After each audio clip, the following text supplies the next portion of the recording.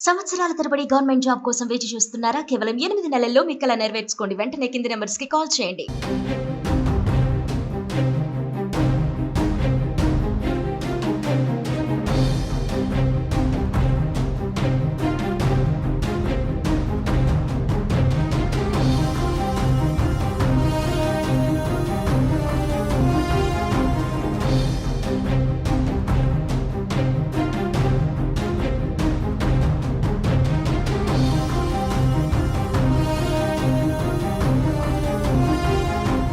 పహల్గామ్ ఉగ్రదాడి నేపథ్యంలో భారత ప్రభుత్వం మరింత అప్రమత్తమైంది.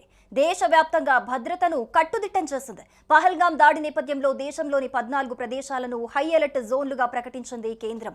ఇవి వెంటనే మరియు తదుపరి నోటీస్ వచ్చే వరకు అమల్లోకి వస్తాయి. మెరుగైన భద్రతా చర్యలను నిర్ధారించడానికి ఈ రాత్రికల్లా ప్రత్యేక ఆక్టోపస్ అంటే కౌంటర్ టెర్రరిస్ట్ ఆపరేషన్ ఆర్గనైజేషన్ బృందాలు ఈ ప్రాంతాలకు రానున్నాయి.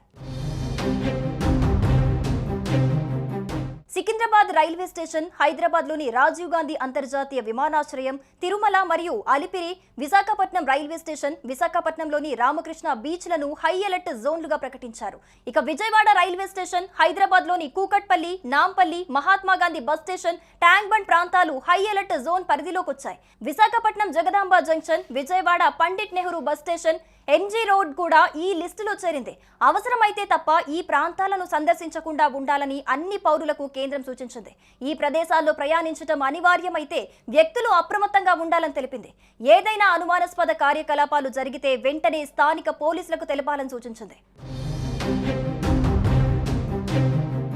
ఇక మరోవైపు పహల్గామ్ ఉగ్రదాడుల నేపథ్యంలో రాజధాని హైదరాబాద్ లో పోలీసులు హై అలర్ట్ ప్రకటించారు.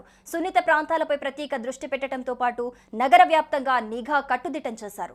దేశంలోని ఉగ్రవాద ప్రభావిత నగరాల్లో హైదరాబాద్ కూడా ఒకటి కావడంతో నిఘా వర్గాలు అప్రమత్తం చేశాయి. హైదరాబాద్ లో ముమ్మరంగా తనిఖీలు నిర్వహిస్తున్నారు. పాత బస్తీలోని చార్మినార్ వద్ద లా అండ్ ఆర్డర్ పోలీసులతో పాటు ర్యాపిడ్ యాక్షన్ ఫోర్స్ తో భద్రతను పర్యవేక్షిస్తున్నారు. ఇంటెలిజెన్స్ హెచ్చరికల నేపథ్యంలో తెలంగాణ డీజీపీ జితేందర్ రాష్ట్ర పోలీస్ అధికారులకు కీలక సూచనలు చేశారు. నగరంలో ఇప్పటికే ఉగ్రవాద దాడులు జరిగిన ప్రాంతాల సహా జనాల రద్దీ ఎక్కువగా ఉండే పర్యాటక ప్రాంతాల్లో సెక్యూరిటీ ఏర్పాటు చేయాలని సూచించారు.